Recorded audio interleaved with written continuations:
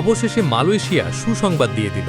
বাংলাদেশিদের জন্য চালু কলিং ভিসা ২৮ এপ্রিল, তবে থাকছে নতুন আইন।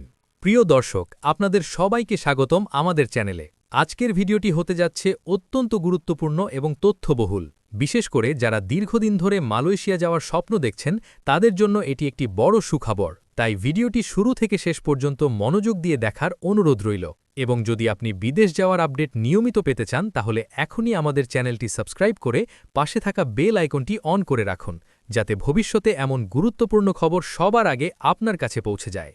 দীর্ঘদিন বন্ধ থাকার পর অবশেষে মালয়েশিয়া সরকার বাংলাদেশিদের জন্য বড় একটি ঘোষণা দিয়েছে। বিভিন্ন জটিলতা, অনিয়ম, সিন্ডিকেট সমস্যা এবং শ্রমবাজার বন্ধ থাকার কারণে যে অনিশ্চয়তা তৈরি হয়েছিল, সেটি কাটিয়ে অবশেষে দুই দেশের মধ্যে একাধিক গুরুত্বপূর্ণ বৈঠকের পর সিদ্ধান্ত নেওয়া হয়েছে যে আগামী ২৮ এপ্রিল থেকে শর্ত সাপেক্ষে আবারও চালু হচ্ছে মালয়েশিয়া কলিং ভিসা।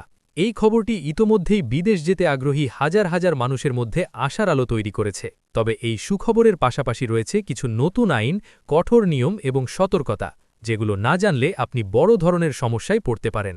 প্রথমেই আমরা আলোচনা করব বাংলাদেশ ও মালয়েশিয়ার মধ্যে কি কি গুরুত্বপূর্ণ আলোচনা হয়েছে। সাম্প্রতিক সময়ে দুই দেশের উচ্চ পর্যায়ের বৈঠকে শ্রমিক পাঠানোর পুরো প্রক্রিয়াকে আরও স্বচ্ছ, নিরাপদ এবং নিয়ন্ত্রিত করার উপর বিশেষ গুরুত্ব দেওয়া হয়েছে। মালয়েশিয়া সরকার স্পষ্টভাবে জানিয়ে দিয়েছে তারা আর আগের মতো কোনো অনিয়ম, অতিরিক্ত টাকা আদায় বা অবৈধ কার্যক্রম সহ্য করবে না। এজন্য একটি নির্দিষ্ট কাঠামোর মাধ্যমে শ্রমিক নিয়োগ করা হবে, যেখানে শুধুমাত্র অনুমোদিত এবং বৈধ রিক্রুটিং এজেন্সিগুলোই কর্মী পাঠাতে পারবে। এছাড়া কর্মীদের সুরক্ষা, কাজের পরিবেশ, বেতন কাঠামো, স্বাস্থ্যসেবা এবং আইনি নিরাপত্তা নিশ্চিত করার বিষয়গুলো নিয়েও বিস্তারিত আলোচনা হয়েছে।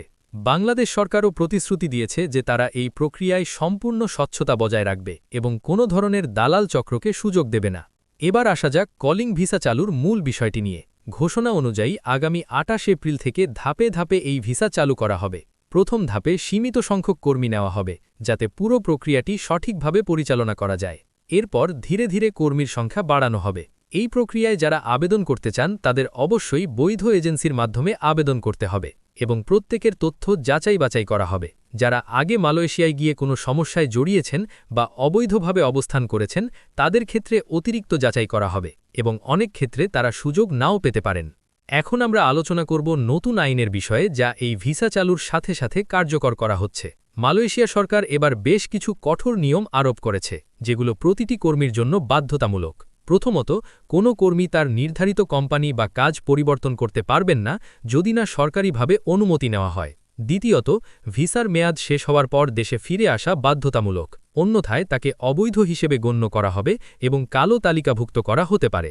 তৃতীয়ত, কোনো ধরনের অপরাধমূলক কাজ যেমন চুরি, মারামারি, অবৈধ ব্যবসা বা ড্রাগস সংক্রান্ত কার্যক্রমে জড়িত হলে সরাসরি জেল এবং ডিপোর্ট করা হতে পারে। এছাড়া কর্মীদের আচরণ, কোম্পানির নিয়ম মেনে চলা এবং আইন শৃঙ্খলা রক্ষা করা বাধ্যতামূলক করা হয়েছে। বেতনের বিষয়টিও এবার বেশ গুরুত্বপূর্ণভাবে নির্ধারণ করা হয়েছে।